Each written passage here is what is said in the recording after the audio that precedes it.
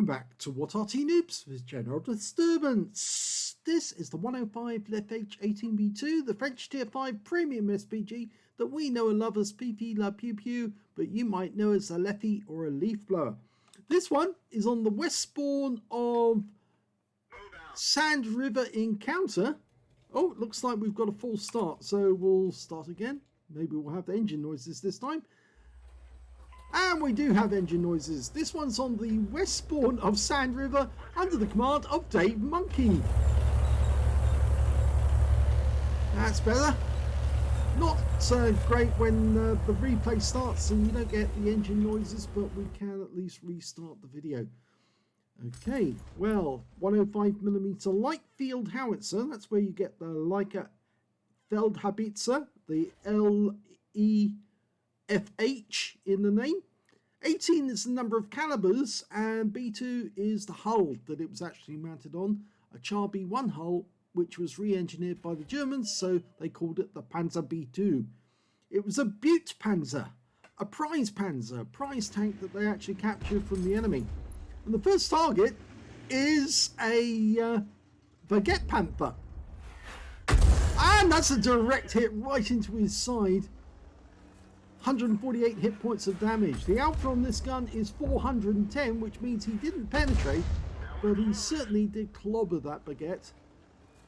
The Britann Panther was a captured Panther, so despite the fact that that was a German-built Panther, it was actually French commanded. Rounds out. Lands a bit short. Trying to lead the target with his shell. That one didn't work either. Okay, looks like he's going to go for the 88. That's a good target to go for because it's slow, it doesn't move very much, and it's very easy to hit and damage on the side. Right, well, now will be a time to get the heat rounds out and start pumping them into the side of that vehicle. Rounds out.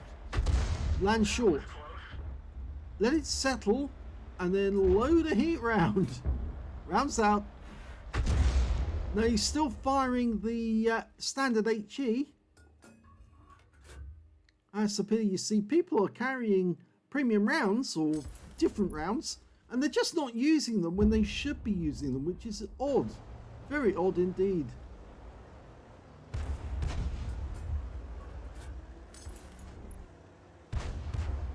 Leading the target there. Rounds out. No, didn't get it.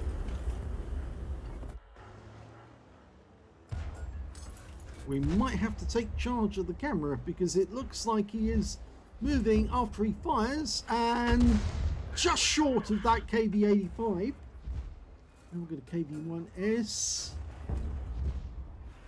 Again, he's losing sight of these targets because his teammates aren't spotting them. They're not doing anything to tell us where they are. They're falling back rapidly.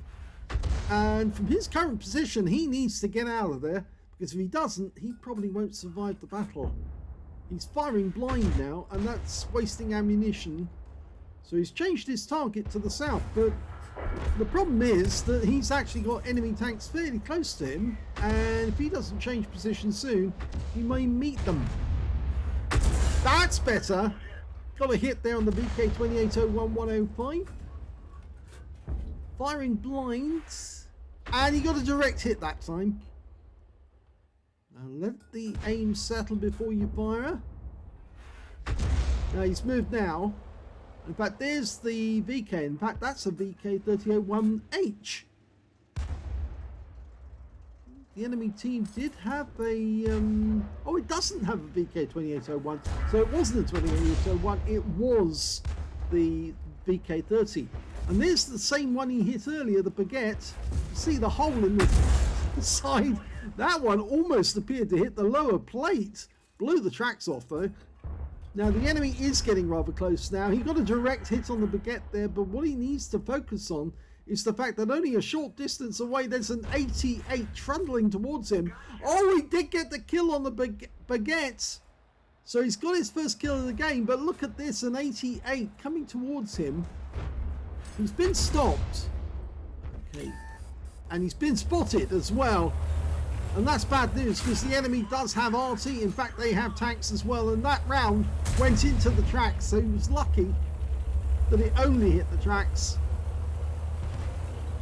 The 88 is now taking serious damage. But the enemy knows where he is. In fact, Arty rounds are starting to come in on him. Because that last round that you heard, that was an enemy Arty. He has managed to get away and he's got behind some cover, but the enemy is now in the cap area in the center of the map. This is an encounter battle, so it doesn't really matter.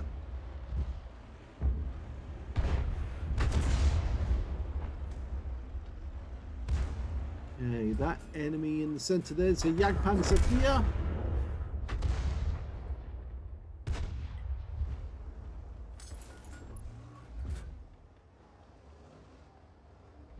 T150 hiding around the corner. Oh, he got a direct hit again. Yes, you can see that. Hit the front of the plate. Didn't pen, but it did wound him. And he's now had his track damaged. Now, that would be a much better target because they don't have much armor, the M10. Except, of course, he wasn't fully dialed in before he shot. Yeah, I wonder, will he be able to get another hit? Rounds out. Oh, on the target's there before the shell arrived. But he's found another M10 though. Or is it the same one? No, it's a different one. A little further back.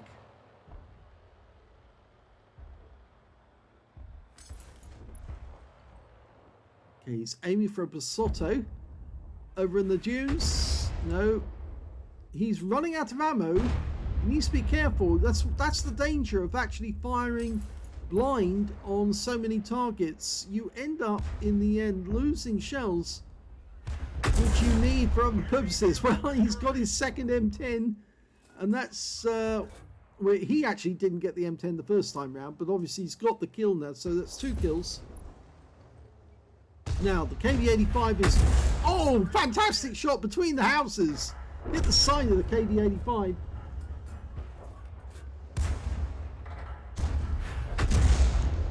That destroyed the building, or at least hit the building. He's hoping that he can destroy the building at the moment. He's running short on ammo. It's better. He can see the KV-85 now, fires it in and kills him. Shell went between the houses and took him out. Now we've got the Basotto to deal with. Only 5 enemies remaining, but he's got to let this aim settle, otherwise he's not going to get accurate shots. Rounds out. Lands short. Rounds out again. That's better. 189 this time. Hit the front of the vehicle. But of course that's where the Basotto has strong armor. And that one just missed the side as he changed course. We're running very short on ammo now. Down to 9 rounds. There's still 5 enemy out there. And we're 1 down on the enemy. So our tanks are going to have to take up some of the slack, otherwise we are going to lose.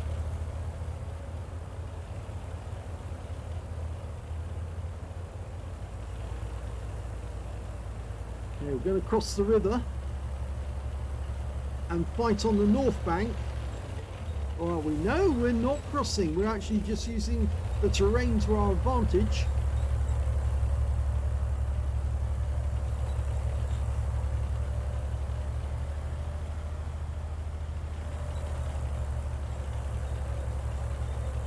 Okay, he's parked himself.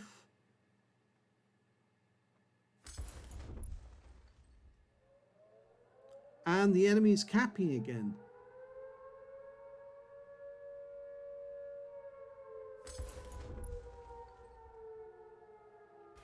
Of course, we can't see who's in the cap at the moment. Probably using the buildings for cover.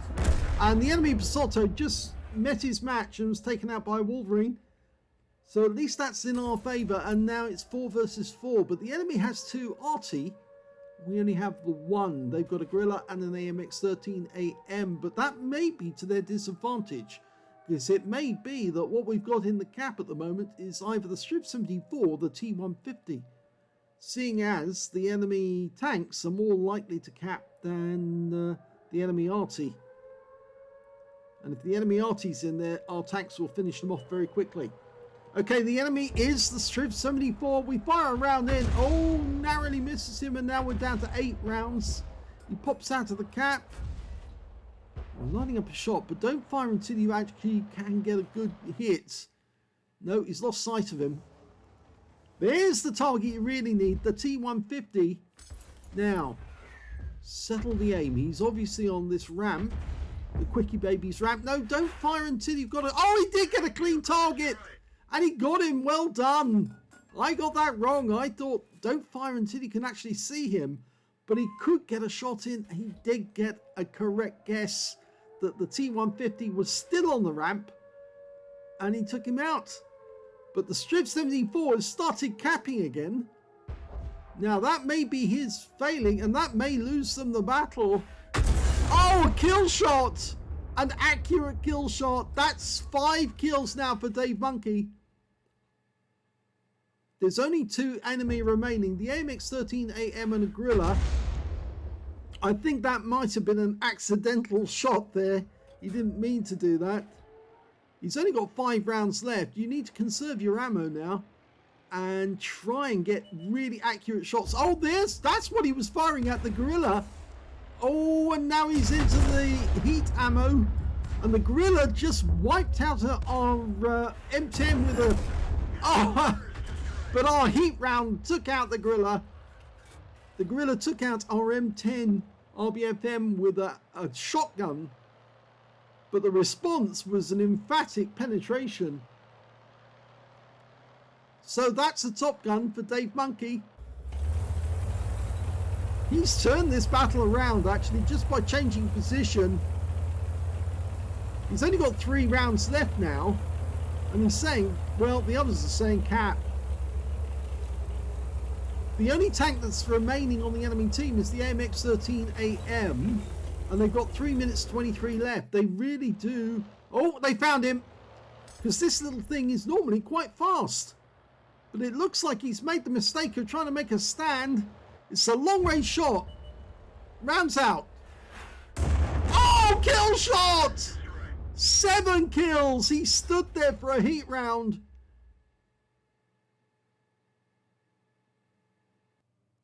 Here's the end of battle results, and that was an ace tanker game for Dave Monkey in the 105 leFH18B2. He managed to get a bruiser medal for getting at least 5 critical hits. In fact, he managed to get 15 in that one. And he also got a counter battery fire medal because he took out both enemy Arty with that last amazing shot. Very long range, right over from one end of the battlefield to the other, and took out the AMX-13F3. Well, it wasn't an F3, it was a AMX-13AM, as well as, of course, killing the Gorilla earlier with a heat round. He also picked up a Top Gun for getting at least 6 kills. In fact, he ended up with 7, just 1 short of a Radleys at the end of the game. But there was only 1 enemy tank left that he could kill, and that's the one he took. So let's have a look at the team score. Well, he didn't get the highest damage in the game. That went to the Semavente on the enemy team, 2,738 hit points. Second highest damage went to the Cromwell B on our team, 1,937. And the third highest damage, that went to Dave Monkey with 1,792. When it came to kills, he obviously had the highest number. He had 7 kills. 3 kills went to the M10 Wolverine on his own team, and also to the KV-85 and the Gorilla on the enemy team.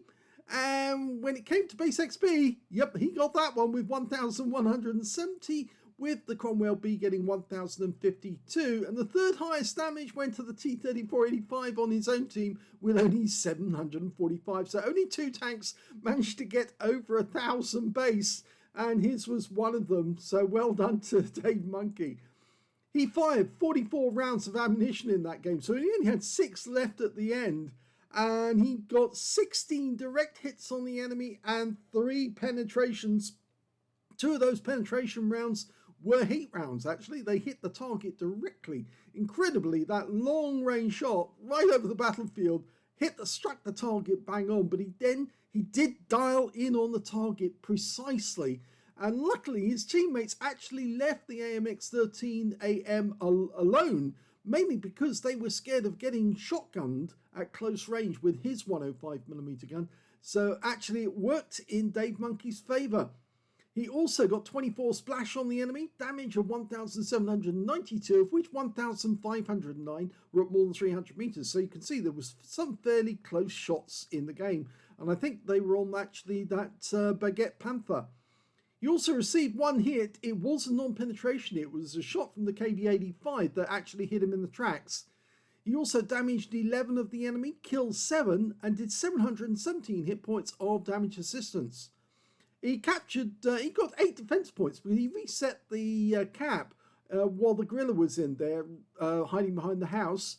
And he got 32,283 credits profit, 50,000, or actually for the battle rather, 50,000 from personal missions payout, and after ammunition resupply, took away a profit of 85,049 credits. 1,170 XP times 2 for the first victory, 702 for this being a premium, and 4,212 experience points altogether. So let's have a look at the armor again. This is the armor of the Fifi. You can see it's a heavy tank in disguise. Everything from the gun mount down is very, very hard, as in difficult to penetrate at this level, whereas the gun shield is very easy to penetrate. It's only 20mm, so yes, that's your aim point if you ever actually have to fire at one of these, either with a tank gun or another artillery. The sides of the vehicle, 60mm coming out, well, 61 there. At the front of the vehicle, it's got 60mm coming out, 68. So yes, armor-wise, it's very, very strong. If you look at the live model, you can see even then, with just 8 years, the ammunition, you can see the hull's hard, but the gun shield is weak. If we look at the modules, we can see that on the Fifi, the driver is up front, down below in the actual hull, whereas the gunner is on the right-hand side, the tank commander on the left-hand side, and the loaders behind the breech. He's got an ammo rack just to his side, just sitting behind the gunner, and there's a bigger ammo rack right down deep inside the tank. The fuel tank is on the left-hand side of the vehicle, next door to the engine. There's no fuel tank either side of the engine because it's quite a big engine, and it's mounted on one side. And there's the transmission right at the very back. These tracks are almost like spades on the side of the vehicle. They're very, very big, and that's why they dig into the ground quite well to get this thing to move. Saw it at Tankfest one year, and it was very impressive actually, the Chart B1. I'm considering it was a tank that was designed before World War II, but actually saw action at the start of World War II. It was a very, very good tank, and yes, you can see why it won the Battle of Stone. Anyway, I hope you enjoyed that replay. If you did, please give the video a like. Do subscribe to our channel. Leave it in a comment down below because it feeds the algorithm. And thank you for watching.